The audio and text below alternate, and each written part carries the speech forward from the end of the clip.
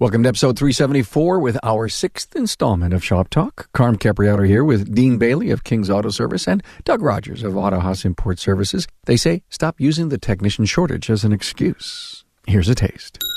That conversation of shortage has been going on for 50, 60 years. You know, I think it's just a little different level of technician you're hiring. The way we've solved it at our shop, being hybrid specialists, I need IT people, computer people. They fully well understand the part of the car that we're specializing in. I have B and C techs that can take care of the rest of that car. So what I'm looking for are people from the IT industry.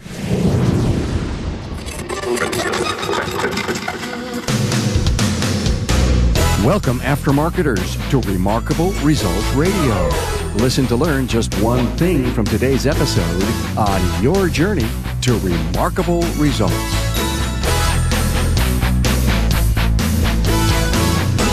Hi, and welcome. Carm here, and get ready for some very frank talk from two shop owners who like to tell it straight.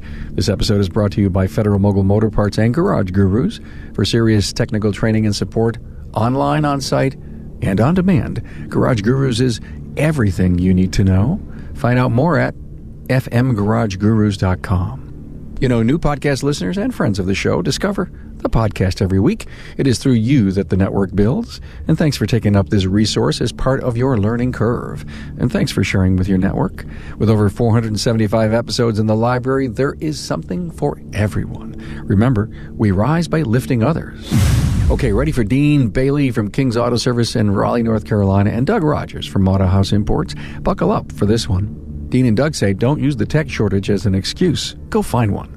That is one of the powerful messages that echo in this episode. Dean and Doug say that you will eventually attract the employees that match your culture.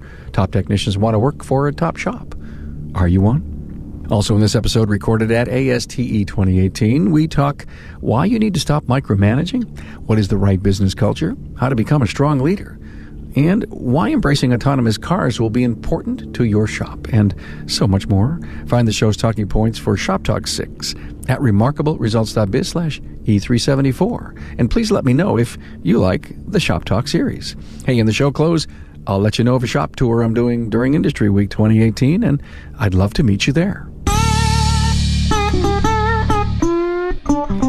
Hey, a warm welcome to Dean Bailey and Doug Rogers. We're at ASTE here in North Carolina. Hi, guys.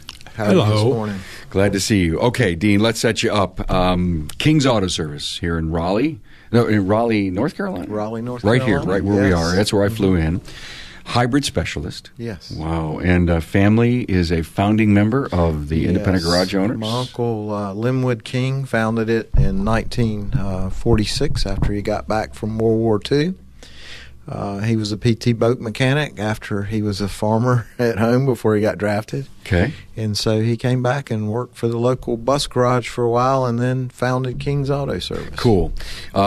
It was Doug who was telling me that tonight at a ceremony, Dean's going to become the president. Yes. Secret handshake and all. Oh, wow. Cool. Yes. I love that part. All right. So I hear. Well, great. I will be sure I'm there applauding you on to these new responsibilities. Well, thank you. Doug Rogers, Autohaus, Euro specialist. Yes. Wow. Okay. I didn't think there were a lot of them down here in the South. Oh, we love our Euro cars. I bet you do, crew. And we do a fair amount of Asian work as well. All right. Well, I've had a chance to kind of chat with these guys. They're, you know each other, by the way. We do. Yes. And we kind of shared some emails before. Did? And you told me to be prepared. Doug likes to make some noise, but he's a good guy. I like him a lot. Okay, guys. Well, look, we talked yesterday in this panel about technicians and benefits and retention, and one thing came up about the tech shortage, and everybody says, yeah, there's a tech shortage. But can we start talking about solutions? Absolutely. Go. How many techs do you need in your shop? Nationwide, there may be a shortage, but you may just need one or 2, or in a really big shop, 3 or 4.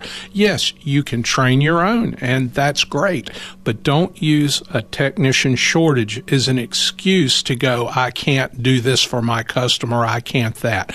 Go find one. Start with one. If you can't find one, then you need to examine what you're doing. If you can't find one, chunk it down, make it a problem you can solve. What if I can't find one, Doug, that has a resume that I like, or maybe even the attitude that I want to hire? Well, look at your operations, look at your systems. You may appear to be just another run-of-the-mill shop. Your place may be dirty. You may not come across as a place that they should hook their start or ship to get better and get where they want to go in life. You have to be able to show that potential employee that they want to hook up with you, and like attracts like. That's a great point. Have any of you either recruited from the current team, the staff? Techs know each other. Yes. Have you ever been able to hire somebody through referral? Yes. Yes, I agree. The other thing that we find is important, which is what Doug's talking about, is the culture of the shop. And you want the culture to be there, then you'll attract the people. I agree. I don't think there's a shortage.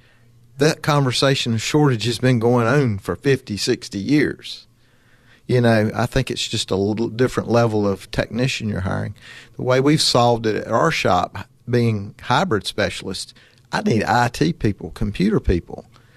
They fully well understand the part of the car that we're specializing in. I have B and C techs that can take care of the rest of that car. So what I'm looking for are people from the IT industry. That's true, and it's the same. Basically, Dean, it's becoming that way on all cars. Yes, you need a B tech that can hang parts. Absolutely, that's part of profitability. But your A technicians, they need to be IT guys. Right. I mean, they've got to have the intelligence and the intellect to be able to diagnose complex systems. Sure, I agree totally. And I found my last hire. It was literally by accident, but what I learned in that is that I'm going to look in the IT industry for these techs, a lot of them that understand the CAN systems, the connections in the cars. Those are big critical problems, and if they can understand and solve those problems, we can teach them the rest. This is true. And they oftentimes, even though they thought they didn't want to get their hands dirty, they end up liking that part of it because they've mastered the other piece. Now they have another challenge. Is, okay, I'm going to learn total vehicle. Is it worth for us to learn about what you said by accident? Was it something we could learn from, how you found your tech? I think so. It was the most unlikely thing. This guy had worked at a lube shop that I bought. Well, one of his compadres said, hey, I know a guy that's he's tending bar now and he's working in the IT field, but he hates it. And he said he needs to come in and start changing oil for us. And I'm like, well, what else can you do? Well, it turns out he worked for a phone call-in IT solution for consumers, so he was used to working with consumers over the phone. And to me, that's probably one of the highest or hardest things to diagnose. That's a stressful job. Oh, my God. And especially if they get me on the phone. Then, when you're able to connect him directly into the car, he's just plowing through it like he's. So what's his expertise? Is it the communications? Is he a customer service rep or is he a tech? He's now? a tech. He's a tech now. Yes. So because of his computer ease, yes, he assimilated into the job. Right. So this is the grow your own concept. Mm-hmm. So what did you do? Give us some 1, 2, 3 steps on what you did to get him up to speed. Well, the first thing I started sending him to classes, of course. We work with CTI, which is CarQuest Technical Institute. You met Chris Chesney I know yesterday. Chris, yes. Or before then, probably. Yeah, and so they have lots of good classes in that. Craig Van Battenberg teaches a lot of these classes that we've spent. Now, wait a minute. We need to tell everyone, you see, Dean was late for the interview, and we sent Doug out to find him, and Doug says, I know exactly where he is. He's in Craig's class. Yeah. and so Bob Pulveretti comes by, and he goes, he could teach that class. He says he doesn't need to be there. Get him in the interview. Yeah, I was listening to a new instructor that Craig's got working with, Isaac. Yeah, and it was an interesting perspective of what he had on the subject. So I wasn't checking my watch. That's okay, man. We'll get this done real quick so you can get back. Okay? No, I'm good. That's great. Any grow your own experiences?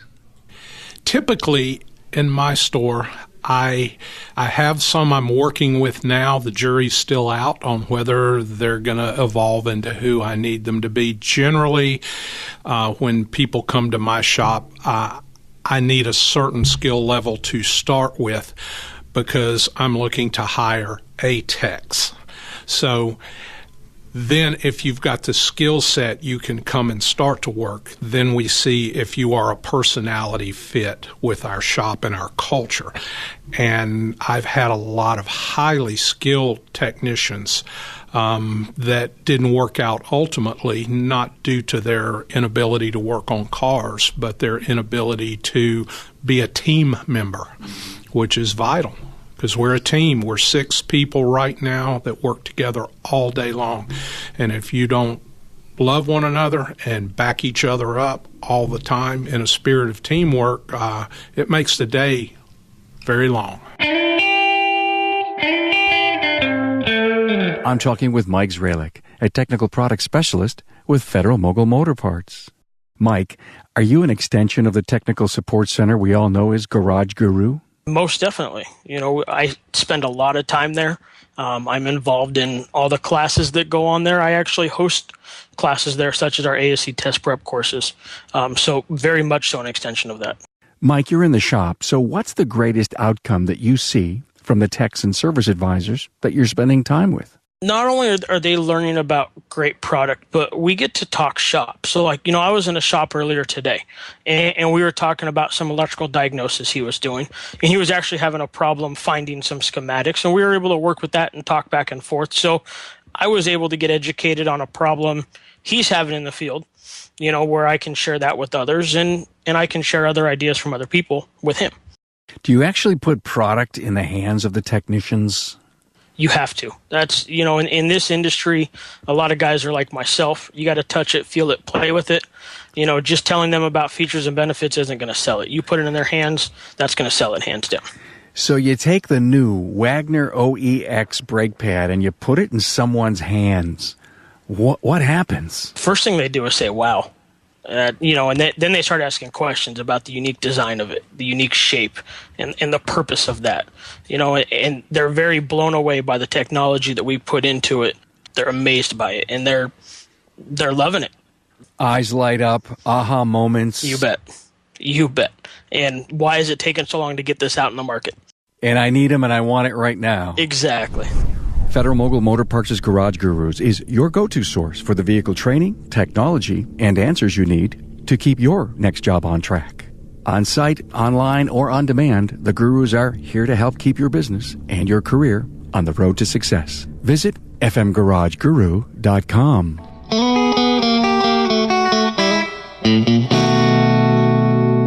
You both have said, importantly, culture. Absolutely. You said the love word. Yes. I love talking about that. Love talking about that. Love talking about love. And I've always told people that I believe love inside of a business is an action verb, that we care for each other. If you're, I don't know if you're a hugger or not, it just doesn't matter. Right. But that brings family and camaraderie to the environment. Give us a feel, share with the audience the importance of I'm sure you didn't open the place and had a perfect culture, but somewhere along the line, guys, you realized the importance of it and you built it, and now it's the glue. Absolutely. Here's what I found. Originally, I was the shop owner, and everyone that I hired was there to come in and make me money, which is true to a point. But when you put yourself at the top of the pyramid, then you're missing the point. I learned to put myself at the bottom of the pyramid and support my best customers who are my employees, make them want to be there.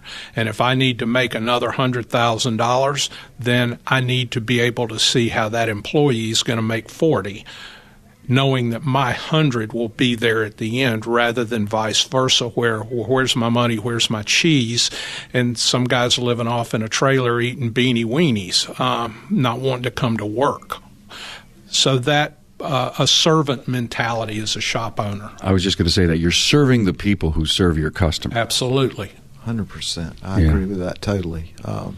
That's culture shift in our shop from probably 20 years ago, when I was more of a technician in the shop. You know, it was more a competitive thing for me. But what I learned was that I was my own worst enemy by trying to get everyone to do it the way I do it. Absolutely. Right? Oh, yeah. Yeah. And so what I did is very much like what Doug did, is I just stepped back and said, hey, I'm going to clean the bathrooms for them. I'm going to find out every day what can I get you or do for you that makes your job easier.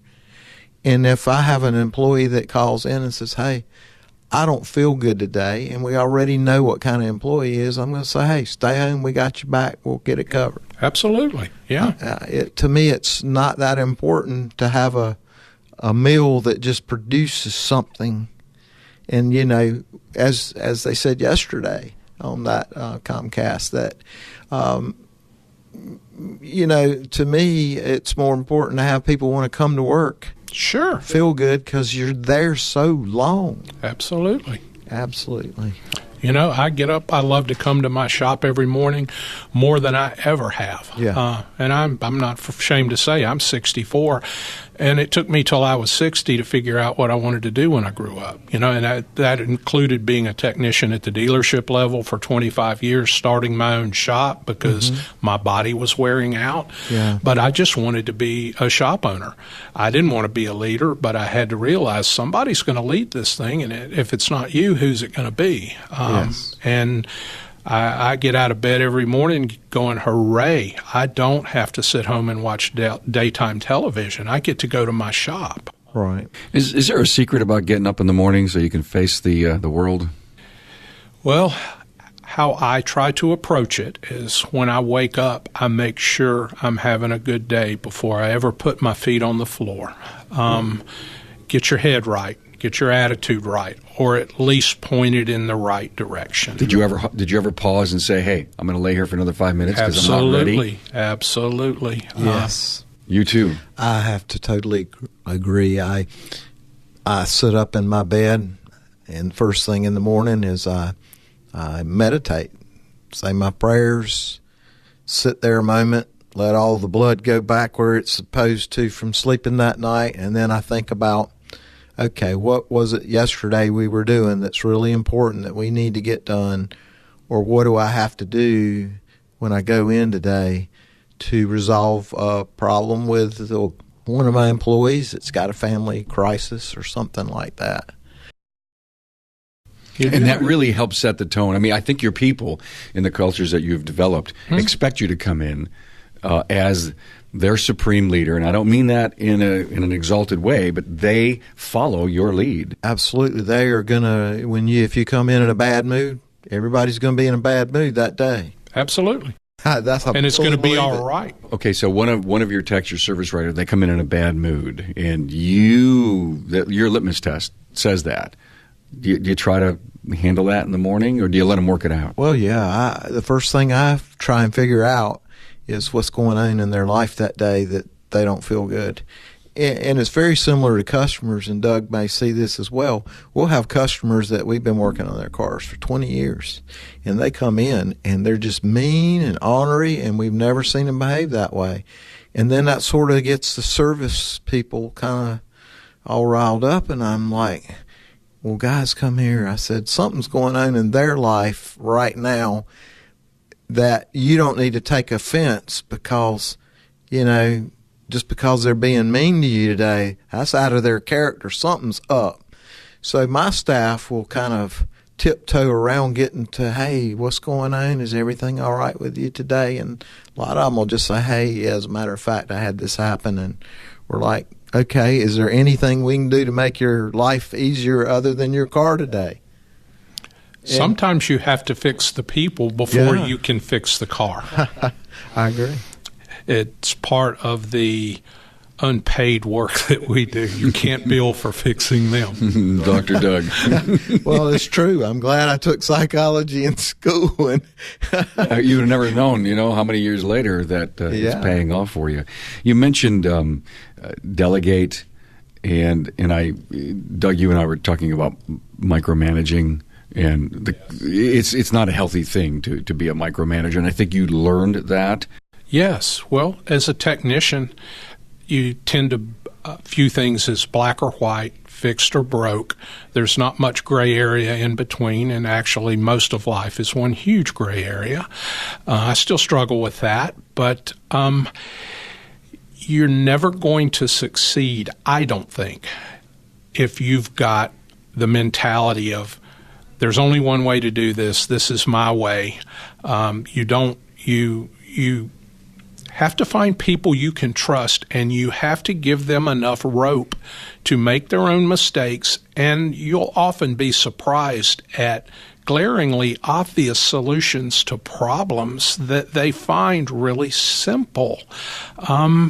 As technicians, we get a lot of our pats on the back from solving complex problems, and I still do that. I'm a simple man, but I'm very complex in my simplicity, and I'll walk past a simple solution to find something complex because it feeds my ego. Well, I need to step back and let our team members find their own solutions and just be there as training wheels when they need that voice of advice. I like what you said, training wheels. Perfect. And it goes back to he and I became really good technicians because of all the mistakes we made. And we try to not let our employees make those mistakes, which is a mistake. We have to step back, let them do their thing, let them make the mistakes, then figure out how to correct them. And I think more now in the last 5 years or more, I've given them, empowered them to do that. I don't want to solve their problems for them anymore. For me, it's not as big of ego repair for me. I've moved into the hybrid area, which keeps my attention. I'm learning more than ever, so it gives me a lot of time to do that. And I don't have all the answers for that, so that sort of keeps me in check, and I'm out of their way. And it's amazing how well they do with me out of their way. Isn't it amazing? I know. Yeah. Who'd have thunk it? Just hearing you talk, Doug, about so that it feeds your ego. I mean, was it really difficult for you to stop micromanaging and delegate more? And if it was or wasn't, what was the secret? How did you get that to work? Well, I saw my results weren't what I needed them to be. And I saw I didn't start out wanting to lead. I wanted to own a shop. And that was, as I said earlier, somebody's going to lead the business, and it needs to be you. Because if not, then someone else is going to be leading it, and they're going to put their culture on it. So you have to have someone you can trust. That's the thing. And I kissed a lot of frogs along the way, and they did not turn into handsome princes or princesses. I got warts on my lips. And eventually, over the 15 years I've been in business, I've got a handful of keepers now, and I have a young manager in my store, and she knows when she comes to me to already have her solution. Don't dump a problem on my desk, because I'm going to hand it right back to you, because she's got to grow her muscle. Trust, big word. That's it. I think that's a code breaker here for delegation and no micromanaging and trusting your team. Leaders have to learn to trust. Yes, absolutely. I learned from a wise guy that intelligent person that said a lot of times we already know the answer to the question we're going to ask someone. So you just say to them, like he's saying, is you have this problem, you're sharing it with me. How do you think we can fix that? Yeah. Not me telling them how to fix that. And, I find out a lot of times their solution's better than the one I would have given. Mine would have worked. It might have been a little rougher. But, that really empowers your employees and makes them feel really good. Now, that boosts their ego. It's not about my ego anymore. It boosts their loyalty as well. Yeah. Mm-hmm. I agree. So leadership, I've got a ton of books that we've talked about on the podcast for the last 3.5 years. There's a page, books, lots of books on leadership. What was the defining moment in your lives that you crossed that bridge and said, I'm going to be a good leader? And then where did you learn how to be a good leader? Well, it was reading a lot of empowerment books, being in 20 groups with people like Doug and other shop owners that we all strive to have solutions to what's going to make the perfect shop, right? And it doesn't work for everyone because we're independents. That's the name of our association. So what works for him in his culture may not work for my culture. But the fact that we're pushing to have a better culture, whatever that is, I think is the most important thing. I had to learn to fix me. That was the thing. There are a lot of books out. I'm not a big business book reader. I've got a couple of favorites that I keep falling back on, but I got associated with some training, some of it speaking here this weekend, but they fix the shop owner.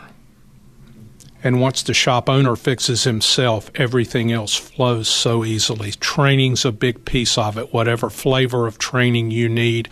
I had worked with 2 or 3 training groups over the years before I found my home, but I have found it now. And we just this past week surpassed our revenue for 2017 with a quarter to go due to me fixing me at my age.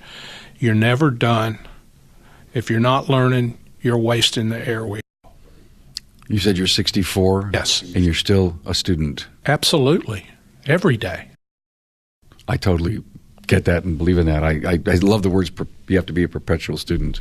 Yes. Or a student in perpetuity. Right. Every day. That makes life wonderful. Who wants to get up in bed going, I know it all? I look in the mirror when I'm brushing my teeth and I tell myself every morning, remember, you know nothing. I can't help but think that this is such a great dialogue from you guys.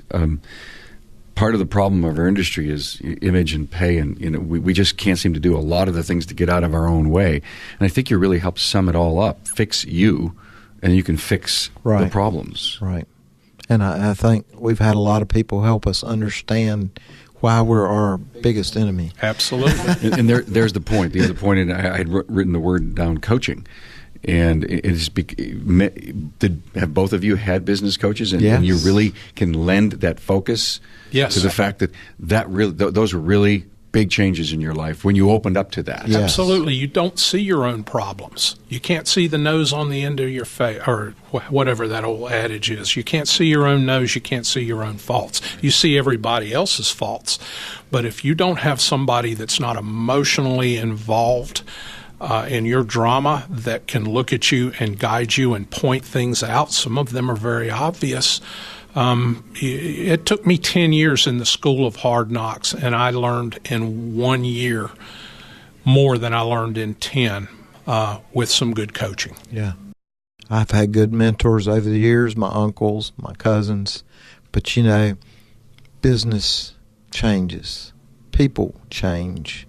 How you react to generations and what drives them is a key critical thing. Not that I've got it figured out, but I have a better idea of why they think like they do.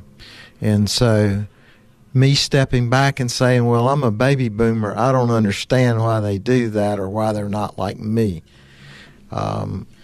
I think we all wanted them to be just like us because we understood us better than we understood somebody else. But it turns out, I think I never really understood myself. There's that. I have millennials in my business that understand that mindset. I think it's an easy answer to say, oh, you're a boomer, you're a millennial, you're a this, you're a that, and you're this way. People are very complicated, and I feel like as shop owners, what we have to offer is relationship. And anybody can fix cars. I mean, not anybody, but the dealer can fix cars. The shop down the street can fix cars. What you have to offer is your unique shop and your unique relationship. And that resonates with people of a certain frequency, whether they're 78 years old or 28. We have relationship and good, honest trust to offer people, and those that are motivated by that will do business with us. Not necessarily the person who's going to be shopping for the very bottom basement price or walks through the door going, oh, I know what's wrong with my car. We work on those things and we try to educate them, but we have a relationship to offer. And as long as we do that, I don't think it's particularly age-related. Yeah, I agree. I think we all are made the same. We just have learned different things over the years, things how we grew up.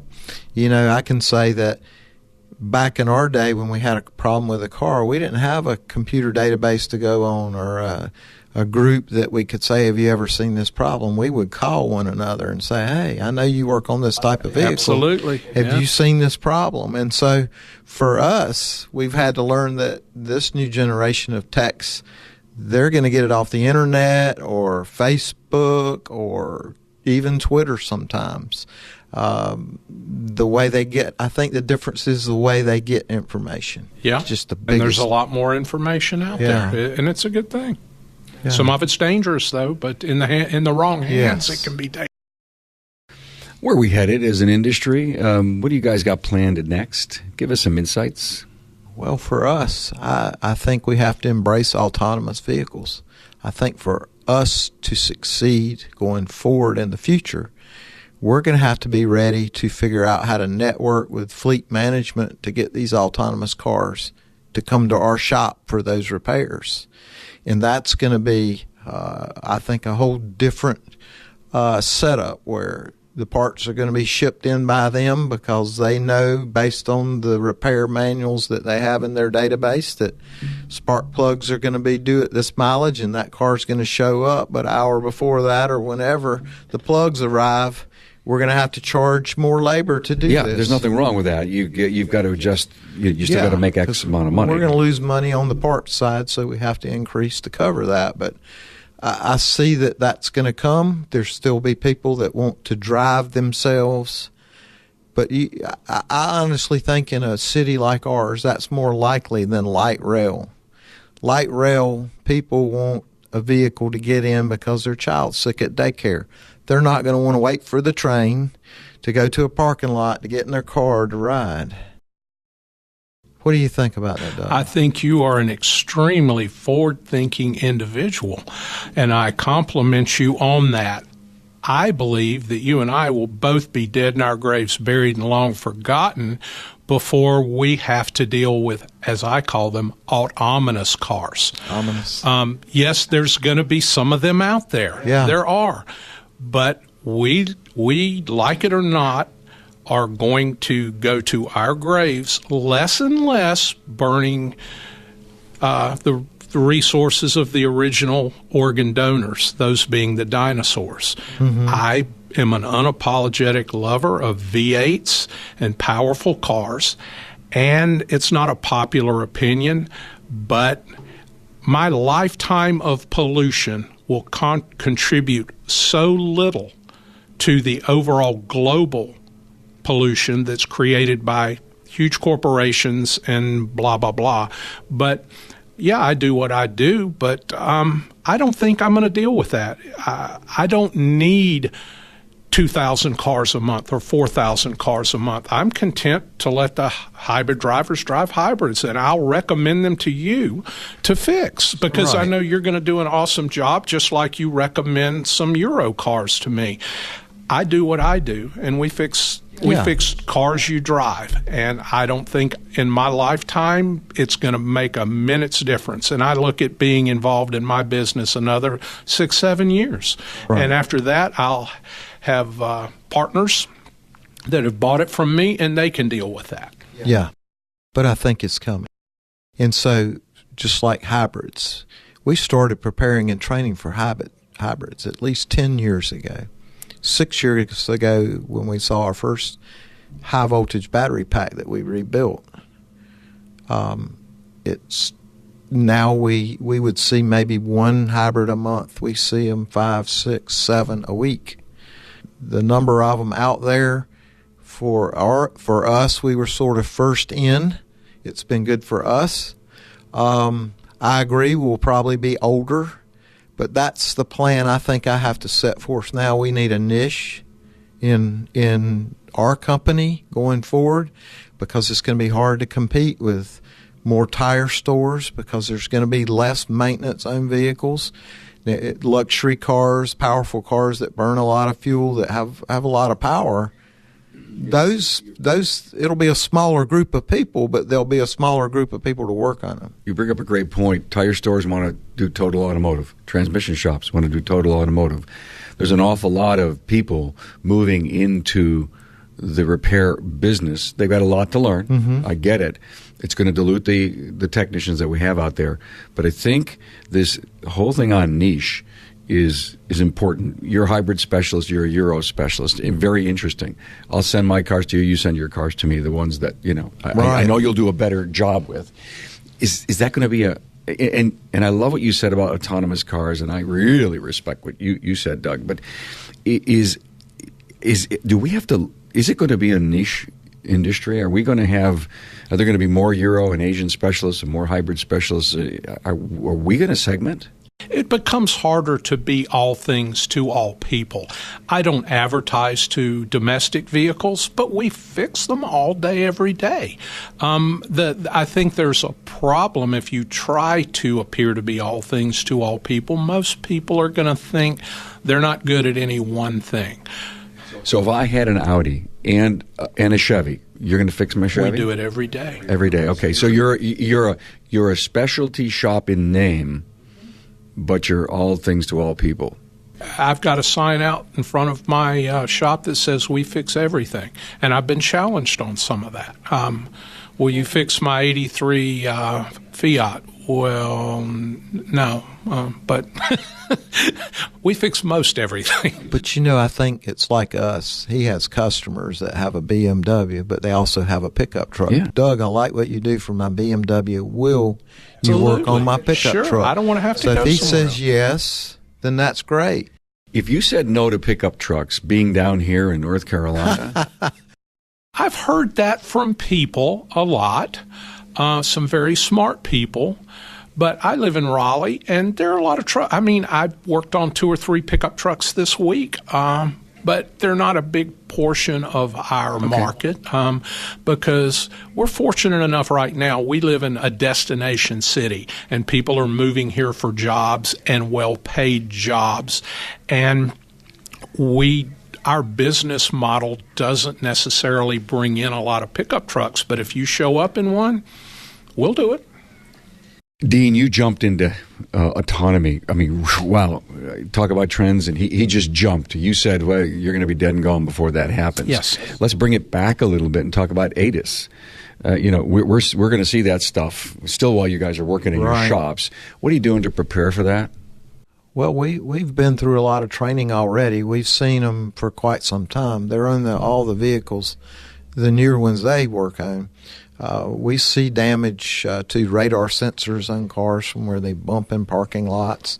And as Chris Chesney mentioned yesterday, there's a procedure on how to test it and install it. If you don't do it right, you're going to have some skin in the game if there's an accident. And, so you have to embrace those things, and you have to start understanding them completely. It's an old adage we have in the industry. If you don't understand how a system works, how are you going to understand how to fix it? Absolutely. So you got to know that. So training, Training.